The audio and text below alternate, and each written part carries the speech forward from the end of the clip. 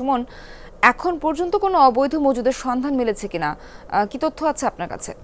আর এখনো পর্যন্ত আমরা কর্ণফুলী নদীতেই রয়েছি। মূলত জাহাজটি, আমরা যে জাহাজটি রয়েছি বিমান বাহিনী নৌবাহিনীর, সেটি এখন বন্দরের বহির্নোঙরের দিকে আসলে যাচ্ছে। সেখানে কোনো লাইটারের জাহাজ ভাসমান অবস্থায় নিত্যপণ্য অর্থাৎ ভোগ্যপণ্য নিয়ে আসলে তারা অবস্থান করছে কিনা সেই বিষয়টি আসলে মূলত তদারকি করতেই এই আজকের এই অভিযান। চলে আসুন পূর্বাচল ভ্যালিতে। ইতিমধ্যেই naval officers housing society NOHS plot কিনেছে পূর্বাচল ভ্যালিতে। Purbachal valley, a concern of city made group.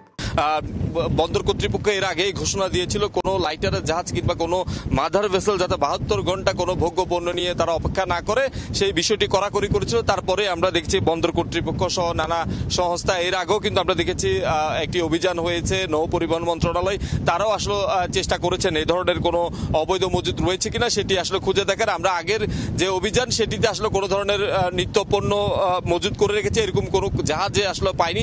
আজকেও যেহেতু অভিযান শুরু হয়েছে এবং বহির্নোঙরের দিকে আমরা যাচ্ছি, সেখানে আসলে কোনো লাইটারের জাহাজে নিত্যপণ্য ভোগ্যপণ্য রয়েছে কিনা সেই বিষয়টি আসলে মূলত তদারকি করবে।